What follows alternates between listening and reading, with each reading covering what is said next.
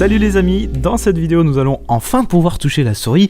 Ça y est, on va enfin bricoler notre clavier pour configurer donc sa machine et développer du PHP. Donc pour faire du PHP, nous allons devoir installer un serveur. Bonjour monsieur, je vous sers quelque chose? Non, installez-vous. Ouais, pas exactement comme ça. Alors, vous allez devoir installer Apache pour générer du HTML, MySQL pour tout ce qui concerne vos bases de données, et enfin, vous en doutez, PHP. Il y a du pain sur la planche. Mais bon, comme vous êtes sympa, que vous avez déjà partagé la vidéo sur Facebook, je vous donne un petit tuyau.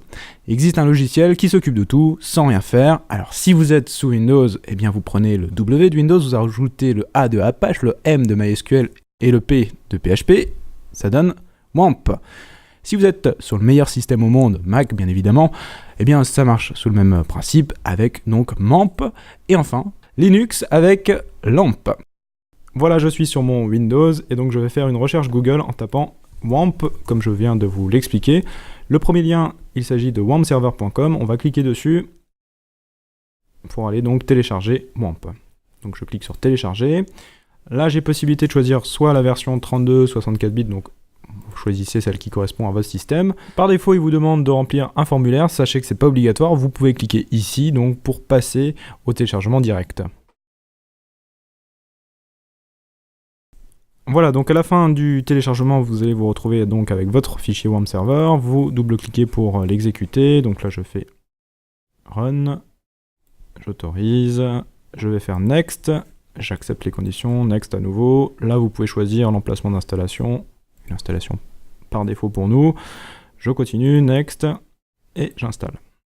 Voilà, donc à la fin de l'installation, il vous propose de lancer WAMP server, donc on peut lui dire qu'on autorise le lancement de WAMP. Alors on passera à la configuration de WAMP tout à l'heure.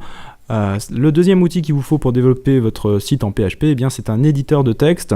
Alors peut-être que vous avez déjà un éditeur lorsque vous avez développé votre site en HTML, sinon moi j'en ai deux à vous proposer sous Windows. Le premier qui est plutôt sympa, c'est Sublime Text, ou encore Notepad++. Voilà, donc ça vous les trouverez sur Google bien évidemment. Alors, je ne vais pas vous montrer comment installer un éditeur, ça vous êtes assez grand pour le faire. On va passer donc directement à la configuration de WAMP. Donc normalement, à la fin de l'installation, WAMP s'est automatiquement lancé. Donc on peut le vérifier en cliquant dans la barre d'état, donc avec la petite flèche, pour aller vérifier que l'icône de WAMP est verte. Si ce n'est pas votre cas, si elle est orange ou rouge, c'est que vous avez eu un problème lors de l'installation. Donc vous allez pouvoir cliquer gauche sur l'icône, aller notamment dans Apache, Service, et faire installer le service. Je sais que ça peut résoudre le problème. Si vous avez une icône verte, tout va bien chez vous, parfait, on va pouvoir donc aller regarder notre site internet. Donc je vais cliquer gauche et je vais aller dans Localhost. J'atterris sur un site internet qui correspond en fait à notre environnement de développement.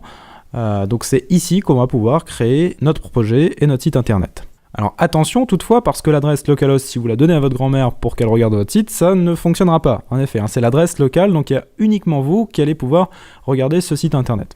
Alors c'est beau tout ça, mais vous allez me dire, c'est pas mon site internet, serveur configuration, c'est pas moi qui ai écrit ça.